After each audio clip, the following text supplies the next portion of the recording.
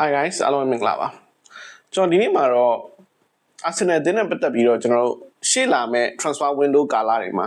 မလောက်ဆရာမရှိတော့တဲ့ transfer window တစ်ခုဖြစ်နေပြီဆိုတဲ့ဟာမျိုးကိုကျွန်တော်သုံးသပ်ဆွေးနွေးနေတယ်ပေါ့နော်အဲ့ဒါဘာကိုပြောချင်တာလဲဆိုတော့လက်ရှိမှာကျွန်တော်တို့နောက်တန်းတစ်ကောင်လောက်ဖြည့်လိုက်တာဥပမာဘယ်သူပဲဖြစ်ဖြစ်ပေါ့ဗျာဆာလီဘာနေရာအတွက်ယာယီနောက်တန်းတစ်ကောင်လောက်ဖြည့်လိုက်တာလွယ်ကျွန်တော်တို့ဘယ်နေရာမှာမှမဖြည့်လဲ okay တယ်ဟို left wing ကိုဗျာကျွန်တော်လိုချင်တဲ့ဒီ Vinicius တို့เนาะကျွန်တော် Kvaratskhelia တို့လောက်မှမရရင်ဘယ်သူမှမလိုချင်တော့ပါဘူးကွာနောက်ရဒီမှာပဲငါကြည့်လို့မယ်ဆိုတော့လောက်ထိကိုကျွန်တော်ဈေးကွက်ထဲမှာကျွန်တော်လိုချင်တဲ့ hype ဖြစ်လောက်တဲ့ player မရှိတော့ဘူးလို့ကျွန်တော်တို့ထင်တယ်ဗျာကျွန်တော်တယောက်တည်းအတွက်เนาะအဲ့လိုပြောလို့ဟာမင်း left wing ကအဲ့လောက်ရေးကြီးနေတာ left wing ကအဲ့လောက်လိုနေတာ left wing ကတော့ဖြစ်ရမှာပါလို့ပြောရညီကိုရှိမယ်ဒီအမြင်ကိုလည်းကျွန်တော်သဘောတူတယ်ကျွန်တော်ကိုယ်၌လည်း left wing လိုတယ်ဆိုတဲ့ဟာကိုကျွန်တော်လက်ခံတယ်ဗျာဒါပေမဲ့စဉ်းစားကြည့်ဗျာအခုတည်င်းတွေထွက်ဈေးတွေကြီးနေဘာကိုလာလားเนาะဘယ်သူလဲကျွန်တော်တို့ Nico Williams လား injury prone ဗျာကျွန်တော် Rafaelio လားဘယ်သူလဲပေါ့နော်အဲ့တော့ဒီကစားသမားတွေကိုတော့ကျွန်တော်အဲ့လောက်ထိ hype ဖြစ်မဲ့ transfer တစ်ခုအနေနဲ့ကျွန်တော်အဲ့လောက်ထိခေါင်းထဲမှာစိတ် feel မလာတော့ဘူးဗျာတိလားအေးမင်းတို့ခေါ်မဲ့စားက Martinelli ကိုပဲငါ73လိုက်တော့စိတ်ယုံလိုက်တော့မယ် Zolit နဲ့ပဲ Martinelli Zolit နဲ့ပဲကြီးကြက်လုပ်လိုက်ပါတော့ Adida ရေလို့ပဲလက်ခံပေးလိုက်ချင်တော့တယ်ဗျာတိလားအဲ့တော့ကျွန်တော်တို့တင်ရဲ့Bruno Guimaraes ရောက်လာပြီးနောက်ပိုင်းမှာကွင်းလင်ကတော့ဘာမှထပ်ဖြည့်စရာမလိုဘူးကျွန်တော်နောက်တဲ့ဆာလီဘာနေရာဘက်ကအရင်တကောင်လောက်ဖြည့်မယ်ထင်တယ်ပေါ့နော်ဖြည့်ရမယ်လို့လည်းထင်တယ်အဲ့ဒါတော့ဘယ်သူပဲရောက်လာကျွန်တော်တို့ကဟိုအရင်ကြီးဟိုမဖြစ်ဘူးအခုချိန်မှာဒီနေ့ဒီချိန်မှာအခုဗီဒီယိုလုပ်နေတဲ့အချိန်ပြောနေတဲ့အချိန်မှာမင်းအဲ့လိုဖြစ်နိုင်ခြေလည်းရှိတယ်တကောင်လိုချင်တယ်ပြောပါဆိုတော့ကျွန်တော် Romero လိုချင်တယ်ဗျာစပါးအသင်းကနေခေါ်ဖို့ဆိုတာနည်းနည်းတော့ခက်တယ်ကျွန်တော် rivalry ရပါညာစပါးလည်းရောင်းမှာမဟုတ်ဒါပေမဲ့သူ့မှာ relic ဟိုကတော့ရှိနေရဗျာစတဲ့ဖြတ်သိမ်းစီ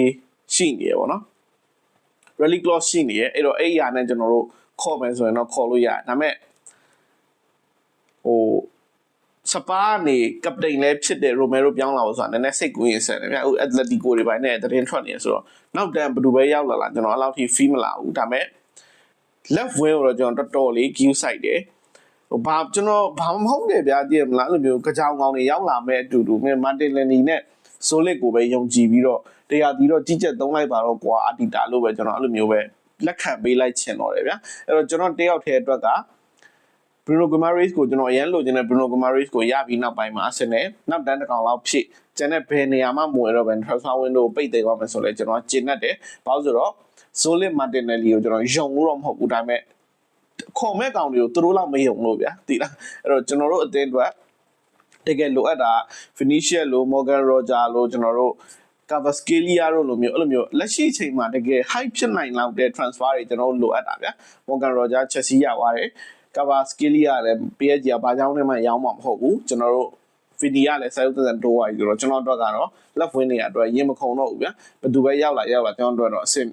မပြေဘယ်သူပဲရောက်လာဗျာဟိုအဲ့လောက်ထိ feel မလာတော့ဘူးခေါ်ရင်လည်းအေးခေါ်အားပေးတယ်အဲ့လောက်ပဲရှိတော့တယ်သူကတန်း100နဲ့ပဲခေါ်ပါကိုလာတန်း130ပဲခေါ်ကျွန်တော်အဲ့လောက်ထိမ hype ချင်ဘူးဗျာပါကိုလာကိုကျွန်တော်ကြိုက်တယ်မကြိုက် Nico Williams လည်းမကြိုက်တော့ဘူးဗျာဘာလို့ဆိုတော့ဒီကောင် injury broken နဲ့လည်းမကြိုက်တော့ဘူး Rafaelio ဆိုပိုဆိုမကြိုက်ဘူးအဖေလေးနဲ့တင်မလားအဲ့တော့ left wing နေရာအတွက်ကတော့အဲ့လောက်ထိပေကစားမှာပဲအခုချိန်မှာရောက်လာအဲ့လောက်ထိ hype ဖြစ်လောက်တဲ့ transfer တော့ကျွန်တော်တို့ဖြစ်တော့မှာမဟုတ်အဲ့တော့ကျွန်တော်အတွက်တယောက်တည်းအတွက်နောက်တန်းတယောက်ခေါ် Guimaraes အပြောင်းရွှေ့နေကျွန်တော်ကတော့ဒီ transfer window Zolit နဲ့ပေါ့နော်လုံလောက်တယ်လို့ကျွန်တော်နေရတော့တတ်မှတ်တယ် Arsenal ပြည်သူတွေဘယ်လိုမြင်လဲကိုမြင်ကောမှာတောက်တဲ့စနေကြရအောင်ကျေးဇူးတင်ပါတယ် see you guys